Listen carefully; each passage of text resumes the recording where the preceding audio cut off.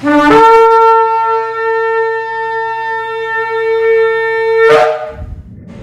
Shalom, está la congregación Beit Tefila desde el sector Candelaria en Arecibo. Esta que le habla es la Roa y doctora Maritza Rivera. Hoy tenemos una porción nueva, la parashá número 47, la parashá Re, la cual significa observa. Observa, es más fuerte que Shema, que habla de oír y obedecer. Re tiene que ver con una percepción más profunda, una visión interior con los ojos del corazón. Y esta parashá está en el libro de Devarim, en el Sefer Devarim, comprende desde el capítulo 11, versículo 26, hasta el capítulo 16 y versículo 17. Y hacemos una introducción de esta parashá, de lo que nos va a estar hablando, lo más importante. Y dice: ve, dice Moshe al pueblo de Israel, pongo frente a ti hoy la verajá, la bendición, y la maldición, la bendición que vendrá cuando observen los mandamientos divinos, y la maldición si los abandona. Y estas serán proclamadas en el monte Gerizim, en el monte Ibal, cuando el pueblo cruce hacia la tierra Kadosh. Y un Mishkan, un templo, deberá ser establecido en el lugar que Yahweh eligiera para hacer morar su nombre allí, su Shem, donde la gente traerá sus sacrificios, y está prohibido traer ofrendas a Elohim en cualquier otro lugar. Está permitido degollar animales en otros lugares, no como sacrificio, sino para comer su carne. Sin embargo, la sangre que en el Mishkan es vertida en el altar está prohibida. Un falso profeta o una persona que seduce a otros a adorar ídolos debe ser castigado con la pena de muerte.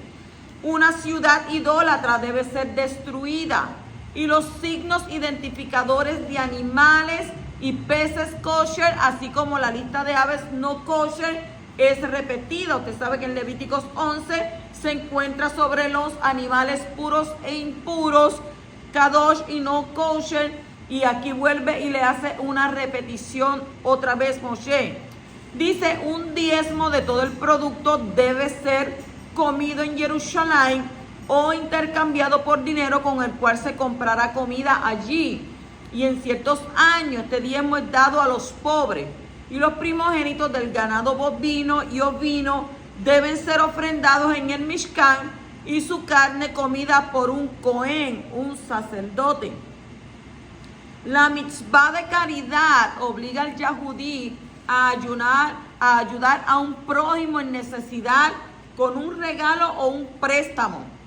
En el año sabático, que ocurre cada 7 años, todos los préstamos deben ser perdonados y todos los sirvientes liberados. Y entonces la parashá concluye con las leyes de las 3 fiestas de peregrinaje, que es la Pesach, Shavuot y Sukkot, cuando todos deben ir a ver y ser vistos. Mire cómo le digo, deben ir a ver y ser vistos ante Yahweh en el Kadosh Mishkan, en el Kadosh Templo. Entonces entramos de lleno a la parashá en el capítulo 11, versículos 26 al 28, donde dice: observa, hoy pongo delante de vosotros una bendición y una maldición. La bendición, si escucháis los mandamientos de Yahweh vuestro Elohim, que os ordeno hoy, y la maldición, si no escucháis los mandamientos de Yahweh vuestro Elohim, sino que os apartáis del camino que os ordeno hoy, para seguir a otros dioses que no habéis conocido. Si usted puede apreciar ahí que se comienza en singular, dice observa, ¿verdad? Singular es uno solo, porque quizás dirán, ¿qué quiere decir singular? Singular es una solo, observa. E inmediatamente prosigue en plural, ante vosotros. Entonces, esta disimilitud indica que una sola observación de una persona individual puede afectar la situación de varias personas. Y si consideramos que Moshe había reunido a todo el pueblo para expresarle estas palabras, resulta que una sola observación individual puede afectar la situación de todo el pueblo. Es decir, la persona debe verse a sí misma como en medio de la balanza que mide las acciones de todo el mundo y debe considerar que todo está en equilibrio, habiendo que mitad de buenas acciones y mitad de malas acciones. Por lo tanto, al realizar una sola buena acción, inclinará la balanza que mide sus propias acciones y las acciones del mundo entero para el lado meritorio. En cambio, si realizara una mala acción, inclinará la balanza que mide sus acciones y las acciones del mundo entero para el lado desfavorable. Ahora bien, es posible que uno plantee, ¿por qué debo pensar que mi actitud será la que desnivele la balanza? Usted sabe que la Torá dice que nosotros somos pesados, ¿verdad? Que somos pesados en balanza. Seguramente hay otras personas más capaces que yo, dirá usted, y sus buenas acciones servirán ¿para qué? Para desnivelar la balanza hacia el lado favorable. No hace falta que yo me esfuerce personalmente en realizar una obra de bien adicional. Este modo, porque este es un modo de ver la realidad, es aparentemente objetivo.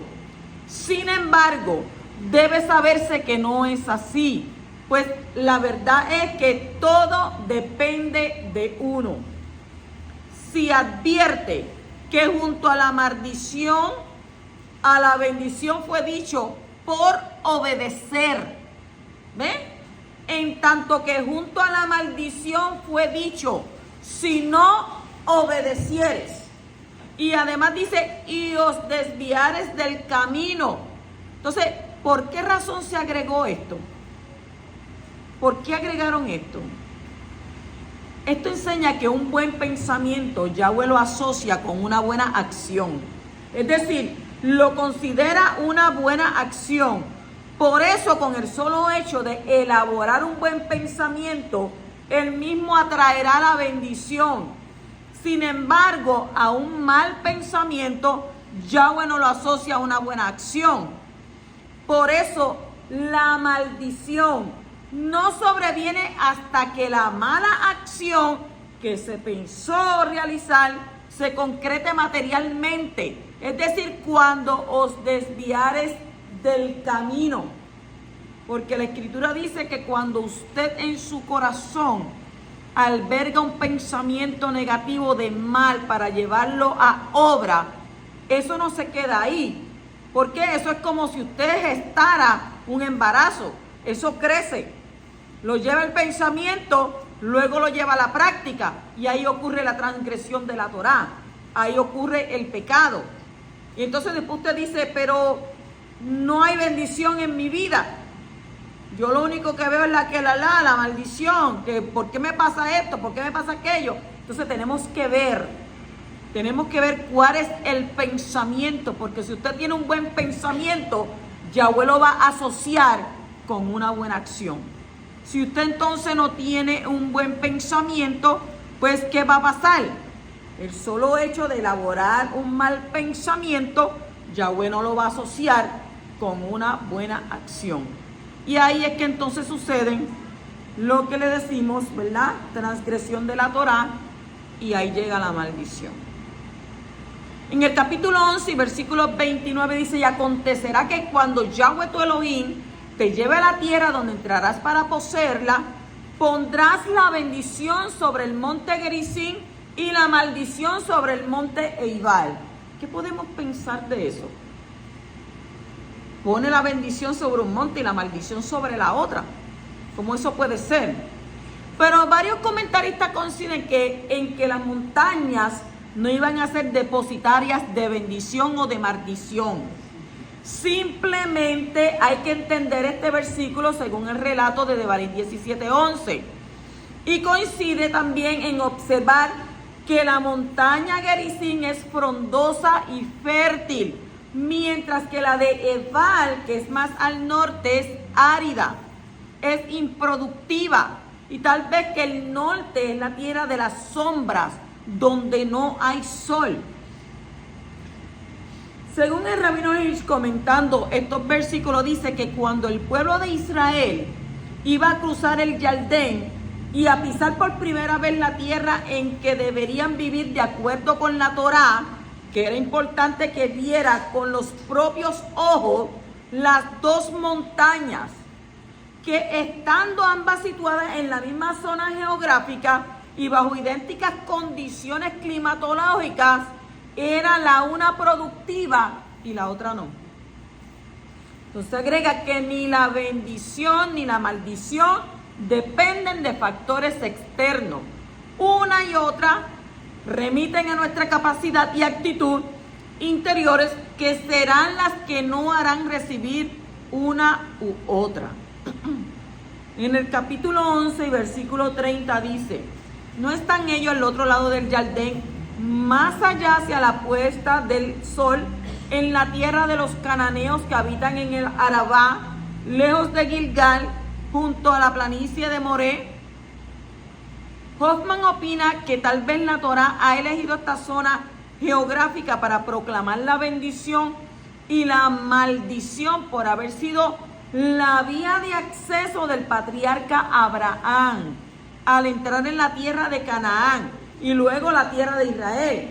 Entonces, así su descendencia gozaría de la bendición si sigue ¿qué? Si sigue sus pasos, o se verá lamentablemente envuelta en dificultades si se alejare del camino trazado por el patriarca para sus hijos y su descendencia. Y usted puede ver eso en Bereshit, capítulo 12, versículo 6. En el capítulo 12, versículo 7 dice: allí también vosotros y vuestras familias comeréis en presencia de Yahweh vuestro Elohim, y os alegraréis en todas vuestras empresas en las cuales Yahweh vuestro Elohim os ha bendecido. El momento de sentarse en la mesa fue creado por nuestro Abba para poder estar delante de él. En Jerusalén, el pueblo aprendió cómo se debe sentar y comer delante de él. O sea, en este tiempo eso no ocurre. Eso se ha ido perdiendo. Entonces, por eso, la mesa en la casa de un judío es un lugar sagrado, considerado como un altar. Un yahudí no se sienta sobre una mesa. La mesa es un lugar de encuentro con el Padre Celestial para toda la familia. Por lo tanto, es importante que todos los miembros de la familia coman en los mismos horarios para poder encontrar a Yahweh en una comunión familiar. Yo me acuerdo que en la casa donde teníamos acá, el Roy y yo, no teníamos una mesa. Pero cuando adquirimos la otra casa, él vino y dijo: yo quiero una mesa. Y compró una mesa grande con 6 sillas. Dijo: porque yo quiero que de ahora en adelante todos nos sentemos a comer en la mesa. Y hoy en día no está aconteciendo eso. Hoy en día la gente comen en los fast food, llegan a la casa, ya nadie se sienta a una mesa. La mesa a veces la tienen ahí, pero la tienen ¿de qué? De decoración, para poner cosas. Y la familia no se sienta a comer juntos. Cuando la familia se sienta a comer juntos, se puede hablar de las situaciones y buscar soluciones. ¿Cómo pasaste el día hoy? ¿Cómo tú te encuentras? Aquello, lo otro, esto. ¿Qué te preocupa? Entendemos que nuestro Padre Celestial está aquí. Puede darnos solución. Pero ya eso no se ve. Poco a poco las cosas se han ido perdiendo. Muchas cosas se han ido perdiendo. Y entonces ya hoy en día, ¿qué hace la gente? Me es más fácil pararme en un fast food, comprarme ahí cualquier cosa, me la como en el carro y llego a casa y ya, pues, no tengo que sentarme a mesa con nadie. Entonces, también los matrimonios, si entonces a la mujer no le gusta cocinar, no, pues yo compro cualquier cosa por acá y me la como, y cuando llegue te llevo así, pero ya comió, no se sentó con él. Yo te llevo algo de comer. Y eso se ha perdido. Con esta nueva generación que se está levantando ahora, muchas cosas que Abba Kadosh impuso desde un principio se han ido perdiendo.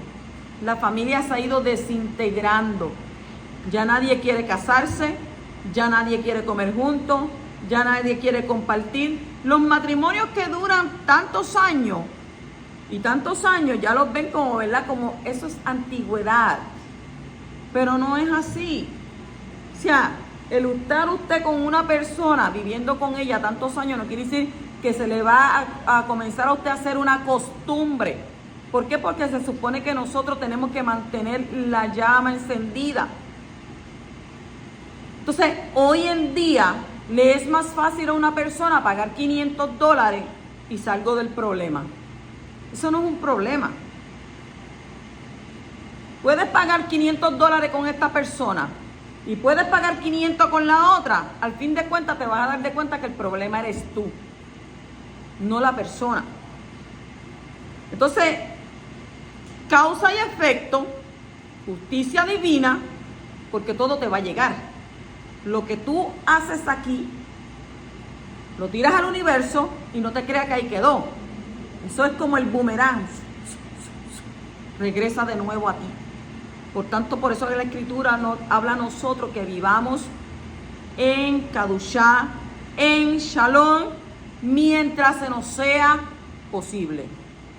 En el capítulo 12 y versículo 12 dice: y os alegraréis en presencia de Yahweh vuestro Elohim, vosotros, vuestros hijos, vuestras hijas, vuestros siervos, vuestra sierva y el levita que vive dentro de vuestras puertas, ya que no tiene parte ni heredad entre vosotros.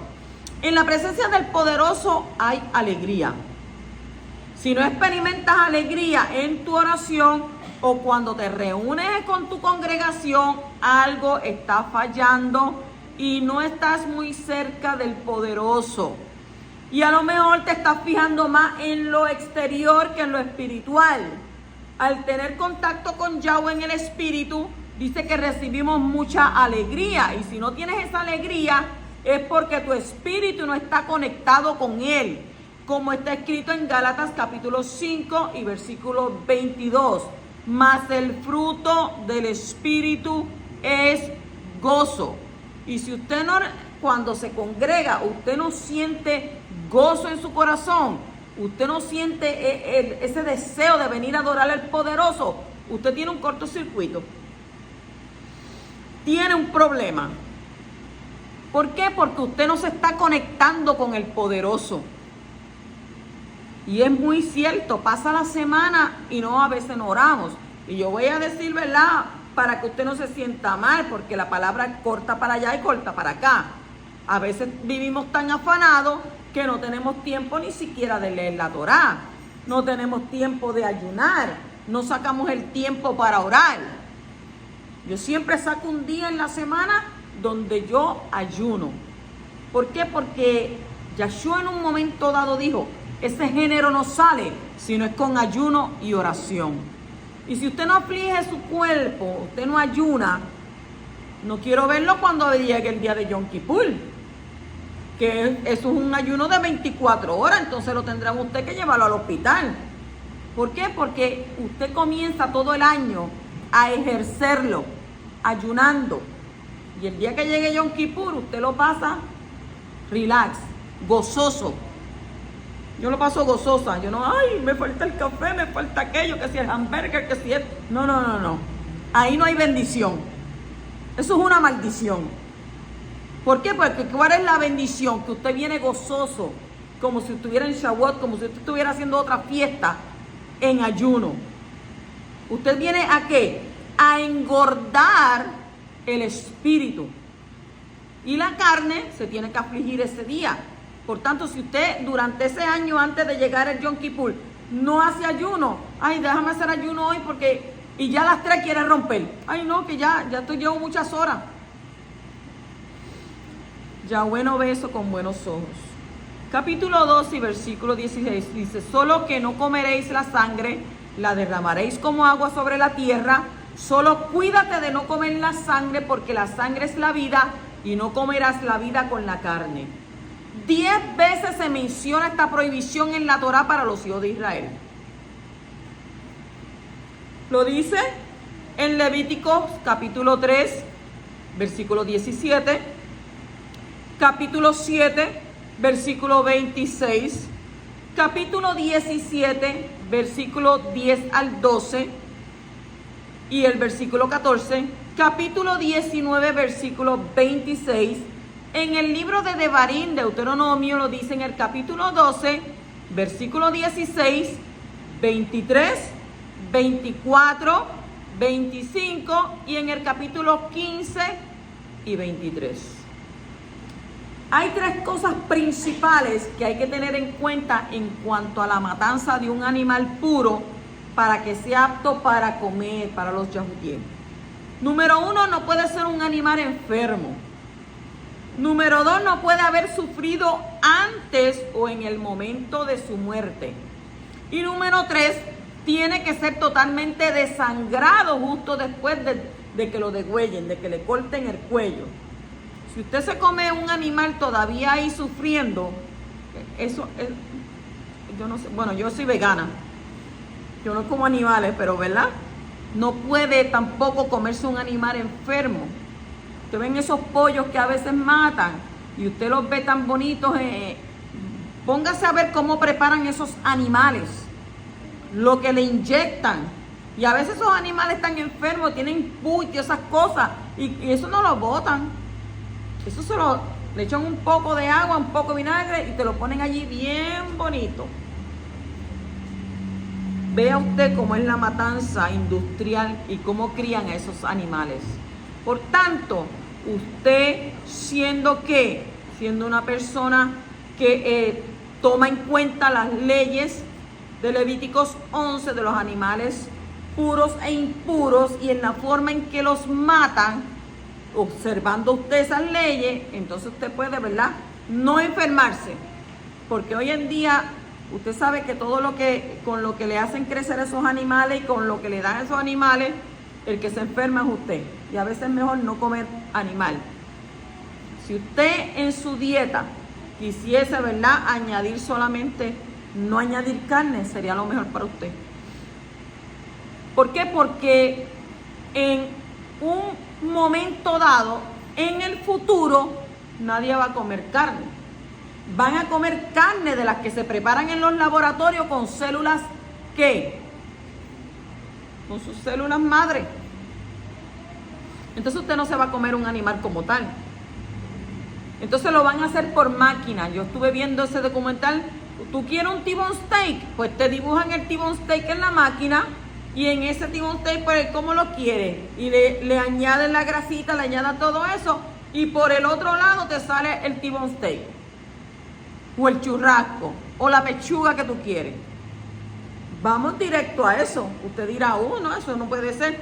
Pero vamos directo a eso. ¿Por qué? Porque dice que tiene que haber conservación de los animales. Conservación de los animales y despoblación de los humanos. Así que tenemos que estar, ¿verdad?, bien pendiente a lo que llevamos a nuestra boca. ¿Por qué? Porque lo que usted come, eso es lo que usted es. Porque hay comidas que enferman. Ay, que me duele el estómago, que tengo acidez, que tengo aquello. ¿Qué te comiste? Pero toda rabayao ese baot que siempre nos da remedio en las plantas. Porque si usted tiene acidez, usted bebase un té de jengibre para que usted vea cómo se le quita inmediatamente. Continuamos en el capítulo 12, versículo 21. Dice, si el lugar que Yahweh, tu Elohim, escoge para poner su nombre está muy lejos de ti, entonces podrás matar de tus vacas, de tus ovejas que Yahweh te ha dado, como te he ordenado, y podrás comer dentro de tus ciudades todo lo que desees.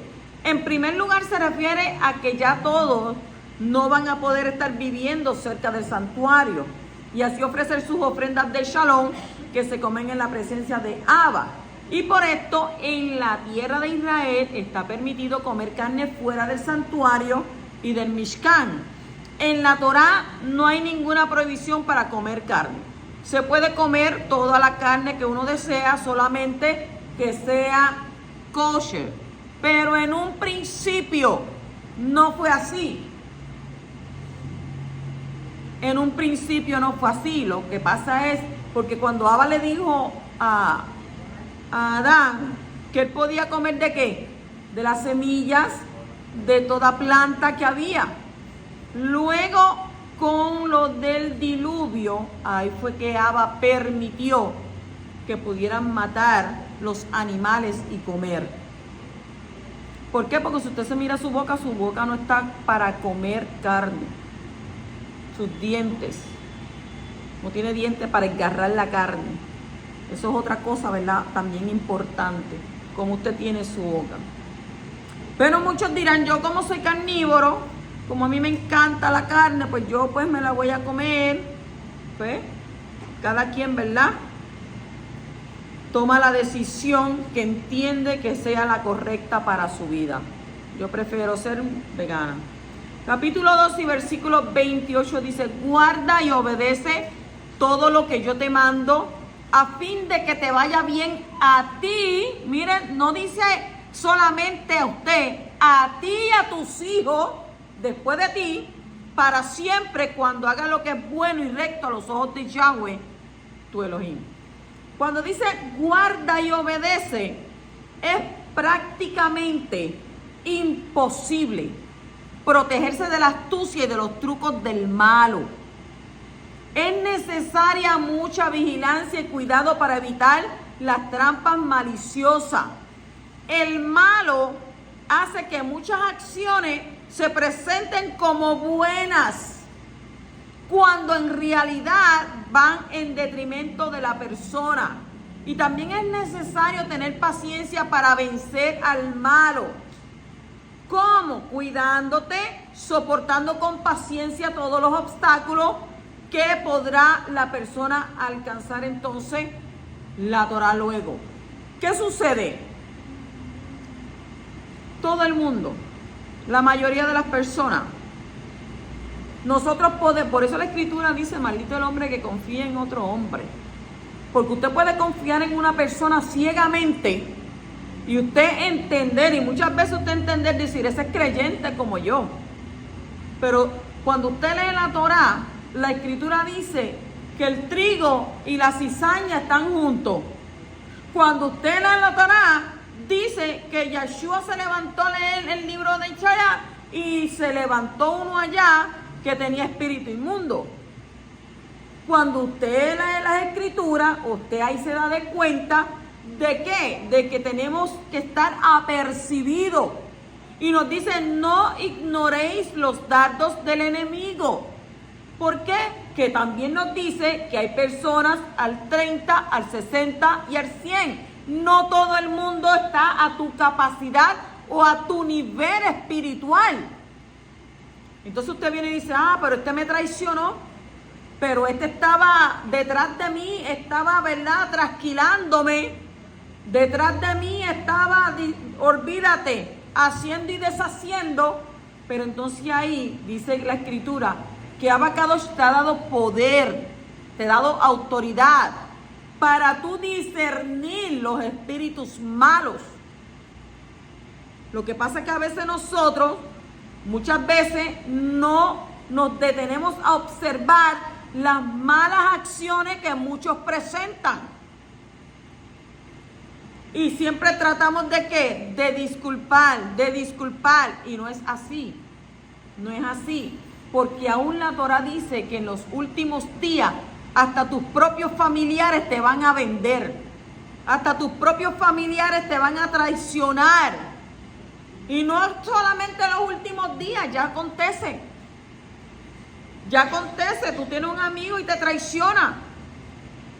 Entonces lo peor de todo es como dice la Escritura, que este rey vino y llevó a otros reyes y le enseñó todo el caudal que tenía. Y mira, y tengo esto, y tengo aquello, y tengo lo otro, y para aquí y para allá. Y cuando se fue, el profeta vino y le dijo, ¿sabes qué? Tú no le habrás enseñado todo, ¿verdad? Sí. Me dijo, pues prepárate porque te va a robar y te va a sacar hasta los ojos. Y así mismo es. Así mismo pasa hoy en día. Aquellos que dicen ser tus amigos te sacan hasta los ojos. Pero toda rabá que la Escritura dice que ninguna arma forjada contra ti prosperará y ninguna lengua se levantará en juicio en contra tuya. Porque el Abacadosh, el poderoso de Israel, dice que de él es la venganza, él paga y él es el que está pendiente, ¿verdad?, de ti. Pero está pendiente de ti cuando tú eres justo. Pero si tú también quieres venir y hacer la guerra y tú también quieres venir a tomar en tus manos venganza, ya ahí entonces estás transgrediendo la Torá, porque Abba no se complace en eso. Dele la venganza y él pagará. Pero Abba, un chipito así, déjame amigo. No, nada.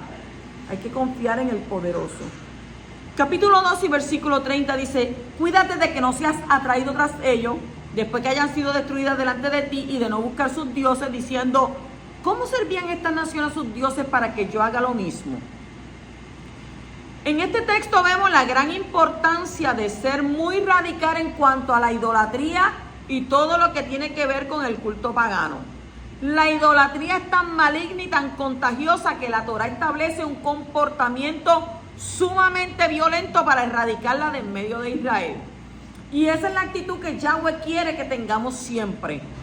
Yeshua habló de esto últimos tiempos, donde dijo que habría grandes señales y prodigios producidos por los falsos profetas, como está escrito en el libro o en el Sefer de Matitiyá, Mateo, capítulo 24, del 4 al 5, versículo 11 y versículo 24. Dijo Yeshua: mirad que nadie os engañe, porque vendrán muchos en mi nombre diciendo: yo soy el Mashiach, yo soy el ungido.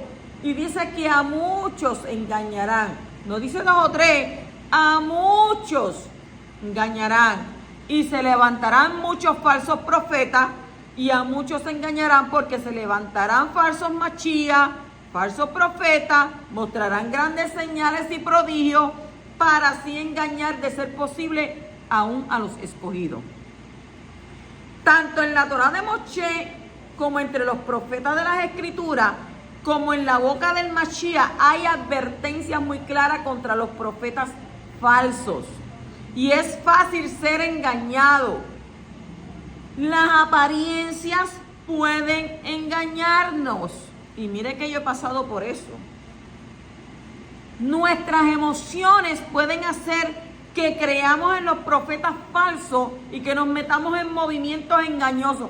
Ay, es que ese hombre me dijo algo y se me pararon todos los pelos. Ay, eso es de Dios. ¿Estás seguro? Probar a los espíritus, dice la Torá.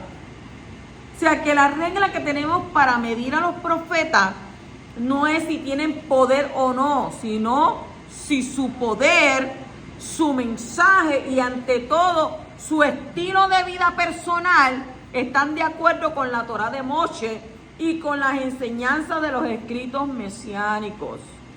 El que enseña a los demás que Yeshua no es el Mashiach de Israel es un falso maestro. ¿Por qué? Porque se ha apartado de la Torá de Moshe, que escribe de él en todas las páginas. La Torá de Moshe, los profetas, la escritura, la Tanakh y los escritos mesiánicos enseñan, número 1, que Yeshua no enseñó a sus discípulos a apartarse de Moshe o a las costumbres de Israel. Él no hizo eso. Número 2, Yeshua no fundó una nueva religión ni dijo que sus seguidores lo hicieran. Él lo hizo. Y número 3, Yeshua no mezcló sus enseñanzas o prácticas con elementos paganos. Si Yeshua hubiera hecho alguna o varias de estas 3 cosas, no sería el Mashiach prometido de Israel, según las escrituras inspiradas. Yeshua siempre procuró de que adoraran al Padre. Él nunca buscó para él: oh no, tienen que adorarme a mí, tienen que yo soy esto, yo soy aquello. No. Todo el tiempo él enfatizó que oraran al Padre, que buscaran al Padre, como enseñó el Padre. ¿Lo dijo o no lo dijo? Él no dijo que lo adoraran a él. Dijo: adoremos al Padre. Y cuando oren, hacerlo ¿qué? En el nombre de Yeshua HaMashiach. ¿Por qué? Porque ya no hay un velo. Porque ahora hay libre entrada a orar al Padre en el nombre de su Hijo. En el capítulo 13, 4 y 5 dice, en pos de Yahweh vuestro Elohim andaréis, y a él temeréis, guardaréis sus mandamientos, escucharéis su voz, le serviréis y a él os uniréis. ¡Wow! Eso es un texto que cuando yo lo leí, digo, este texto está brutal. ¿Sabe? Detrás de Yahweh dice, tienes que andar, tienes que temerle, tienes que guardar sus mandamientos, tienes que escuchar su voz, tienes que servirle y tienes que unirte a él. Eso dice ese texto.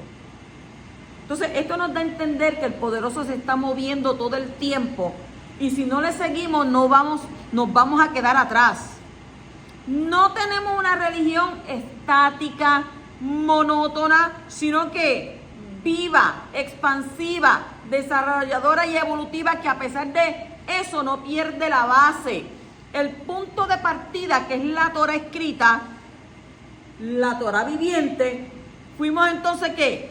Fuimos creados para cumplir los planes del poderoso y por eso no nos podemos quedar quietos en algo estático, sino que tenemos que movernos hacia adelante y siempre buscar la presencia del poderoso y ser sensible para saber dónde Él camina y seguir en pos de Él y pegarnos a Él todo el tiempo. Tenemos que procurar vivir la Torá. ¿Por qué? Porque no podemos quedarnos en una sola religión. A mí cuando me preguntan, mira, ¿qué religión tú eres? Yo digo, mira, somos, ¿verdad? Yo pertenezco al judaísmo, pero, le digo, pero, yo no vivo como una religión, yo vivo un estilo de vida. Y tu estilo de vida es lo que te hace dejar saber cuán desarrollado en el espíritu tú estás. Porque tu estilo de vida, pues tú lees la Torá, tú ayunas, tú oras, tú buscas la presencia de Abba. Y entonces dice que vas escalando. Y vas como la aurora, que dice de aumento de día en día. Por eso, ¿verdad? Tenemos que acercarnos más a nuestro Abba Kadosh. Capítulo 14, versículo 1 dice, vosotros sois hijos de Yahweh, vuestro Elohim, no os ajaréis ni os rasuraréis la frente a causa de un muerto. Hijos son de Elohim. Por lo tanto, les corresponde comportarse como la realeza. Debido a que somos hijos de Yahweh, estamos conceptualmente unidos a Él, a su eternidad y al mundo que viene. Las escrituras enseñan por un lado que los hijos de Israel son llamados hijos de Elohim, pero por el otro lado enseñan que tienen que cumplir ciertos requisitos para llegar a serlo. En Mateo, Matitillá, capítulo 5, versículo 9 y 44 al 45, que está escrito, dichosos los de limpio corazón, pues ellos serán llamados ¿qué? Hijos de Elohim. Pero yo os digo, amar a vuestros enemigos y orar por los que os persiguen, para que seáis hijos de vuestro Padre que está en los Shamayim, porque Él hace salir el sol sobre malos y buenos y llover sobre justos e injustos. En Efesios 5:1 también está escrito, sed pues imitadores de Elohim como hijos amados. Capítulo 14, versículo dice, porque eres pueblo Kadosh para Yahweh tu Elohim, y Yahweh te ha escogido para que le seas un pueblo de su exclusiva posesión de entre los pueblos que están sobre la faz de la tierra. No comerás nada abominable. La santidad, la Kadushá, tiene mucho que ver con lo que comemos. Hay una diferencia entre lo que está permitido comer a los hijos de Israel y a las demás naciones. Y esta diferencia de comida es debida a la diferencia entre el nivel de Kadushá de los hijos de Israel y los demás pueblos. O sea, porque usted no va a venir a comerse un pernil de cerdo. Si usted sabe que en Levíticos 11 está prohibido comer eso. Pues entonces, hay veces que la gente es lo que come. Y eso es más profundo, porque usted no sabe que muchos de esos animales fueron poseídos por espíritus inmundos. Ay, pero ¿cómo va a ser eso? ¿No va a ser esa cosa? Bueno, cuando Yeshua cruzó ¿verdad? Iba en la barca y dice que cruzó al otro lado y allá le salió un hombre, un gadareno que llevaba, ¿verdad? Estaba mucho tiempo, estaba con cadena. Dice que ¿qué? Que tenía espíritu inmundo, tenía ¿qué? Legión. Y cuando Yeshua llegó, ellos hablaron con Yeshua y ¿qué le dijeron?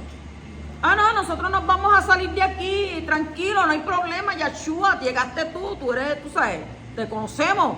No le dijeron eso. Envíanos a aquel hato de cerdo. ¿Ah? Envíanos al hato de cerdo. O sea, quiere decir que los animales también son poseídos por espíritus inmundos. ¿Por qué? Porque Yeshua nos dio el ejemplo de esas cosas que acontecen. Y nosotros tenemos que ver qué cosas entran en nuestro cuerpo. Capítulo 14 y versículo 8, y de lo que estamos hablando dice, y el cerdo, aunque tiene la pezuña dividida, no rumía, será impuro para vosotros. No comeréis de su carne, ni tocaréis sus cadáveres. Y aquí está escrito que el cerdo es impuro para vosotros. Es decir, para los hijos de Yahweh, los hijos de Israel, los que son apartados, según el capítulo 14, 1 y 2, no para los demás. Aquel que no le sirve agua, aquel que no le importa nada, ni sigue ningún estilo de vida, pues se come lo que quiera comerse. No le importa. Y la famosa, ¿verdad? La famosa frase, de algo me tengo que morir. Hasta que le llega la enfermedad. Entonces cuando le llega la enfermedad, ahí que a llorar. Pero si usted no escucha, va a tener graves consecuencias. Capítulo 14, versículo 10 dice, pero no comeréis nada que no tenga aletas ni escamas, será impuro para vosotros. Los animales marítimos que no tienen aletas ni escamas son impuros. Esta escritura nos enseña que solo para los hijos del poderoso, el pueblo de Israel, estos animales son prohibidos. Y ahora si una persona de origen gentil que se ha convertido al Elohim de Israel por medio de Yeshua Mashiach, ya no está fuera de la esfera espiritual de Israel, como dice las escrituras en Romanos capítulo 11, versículo 17 y versículo 24, Efesios 2, 11 al 19 y 3, 1 al 7, dice que hace bien si sigue estos mandamientos, porque ha sido apartado de los demás pueblos para ser diferente. Y esa diferencia se notará aún en su manera de comer. O sea, ay, pero que unos camaroncitos al ajillo, negativo, eso no se come. No, pero y la langosta tampoco se come. Ah, pero si yo me quiero comer un pedazo de tiburón, un pincho de tiburón, no se come. Ay, entonces, ¿qué voy a comer? Bueno, pues tienes el dorado, tienes el chillo, tienes el salmón, ¿ven? Los maji-maji, todo eso tú lo puedes comer. Hay diferencia.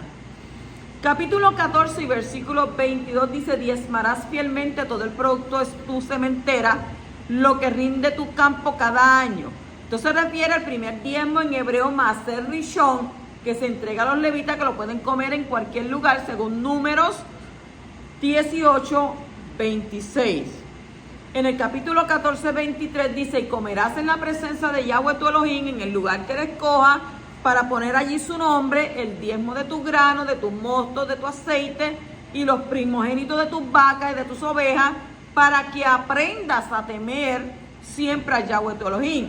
¿De qué está hablando esto? Está hablando del segundo diezmo, en hebreo, Maaser Sheni, que se come en Jerusalén durante los años primero, segundo, cuarto y quinto del siglo de 7 años.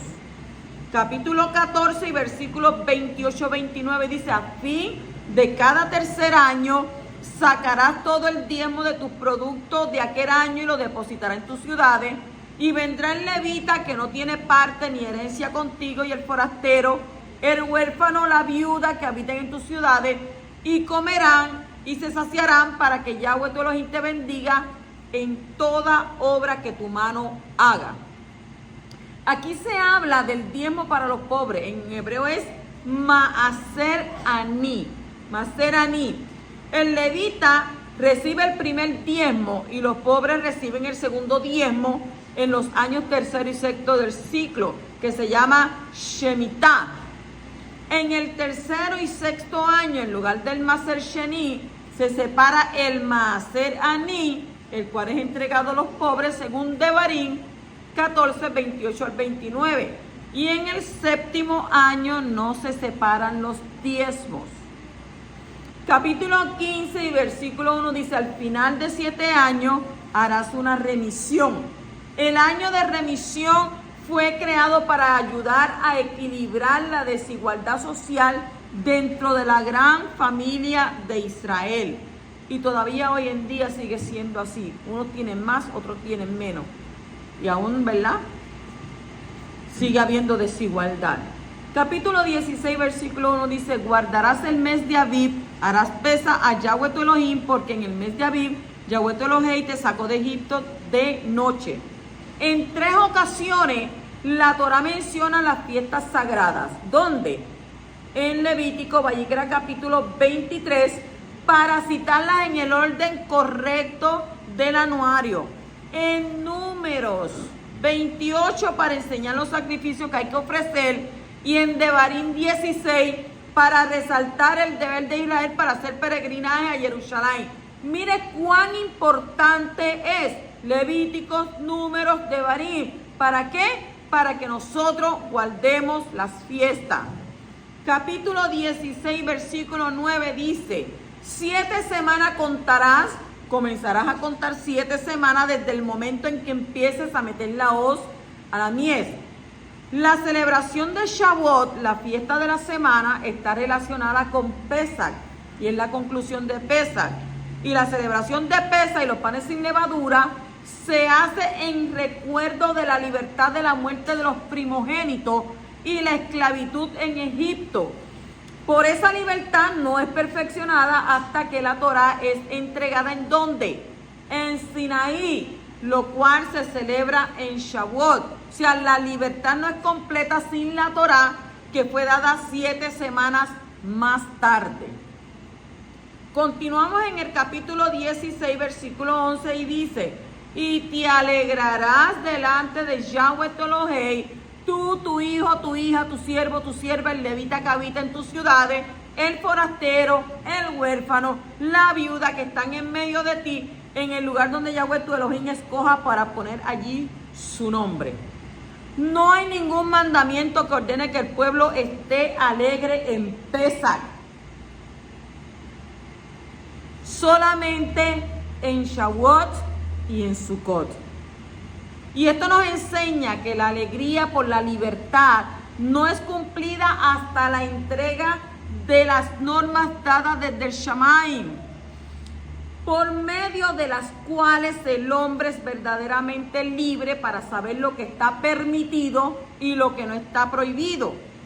Y esos límites producen libertad, porque así sabemos en qué área nos podemos mover sin peligro, como está escrito en el libro de Jacob, Santiago 1:25 y 2:12, que dice: pero el que mira atentamente a la Torah perfecta, la de la libertad, y permanece en ella, no habiéndose vuelto un oidor olvidadizo, sino un hacedor eficaz, este será dichoso en lo que hace. Y así hablad y así proceded como los que han de ser juzgados por la Torah de la libertad. O sea, que tenemos que gozarnos porque sabemos que hay libertad en el poderoso. Capítulo 16, versículo 15 dice: 7 días celebrarás fiesta Yahweh tu Elohim en el lugar que escoja Yahweh, porque Yahweh tu Elohim te bendecirá en todos tus productos y en toda la obra de tus manos. Por tanto, estarás realmente, ¿qué? Enojado, molesto, alegre. Realmente estarás alegre. Entonces, la palabra hebrea para fiesta es hag, hag, y viene de una raíz que significa moverse en círculo. Y esto habla de las danzas alegres que se hacen en las fiestas del poderoso. En la celebración de Sukkot, que hay muchísima, ¿verdad? Se supone que debe haber muchísima alegría. Y el motivo es, según este texto, por la bendición material que el poderoso ha dado durante las cosechas del verano. Y esto también nos enseña acerca de de todas aquellas personas, ¿verdad? Acerca de la gran alegría que aquellas personas que se han cosechado para el reino de los Shamayim, de todas las naciones de Araharet, que harán la celebración milenaria de Sukkot. ¿O usted piensa que no vamos a celebrar Sukkot? Pues este texto nos está enseñando acerca de la gran alegría que habrá durante esa celebración milenaria de Sukkot, y aquellas personas, ¿verdad?, que fueron cosechadas para el reino de Abacadosh y escogidos ¿de dónde? De todas las naciones de la tierra. ¿Cuánto vamos a celebrar Sukkot? Amén, aleluya. Capítulo 16, versículo 17 dice: cada hombre dará lo que pueda de acuerdo con la bendición que Yahweh tu Elohim te haya dado. Todo varón está obligado a llevar sacrificios al Mishkan, al templo, el primer día de cada fiesta. La alegría no puede ser completa sin generosidad, como está escrito en ¿dónde? Hechos, capítulo 20, versículo 35.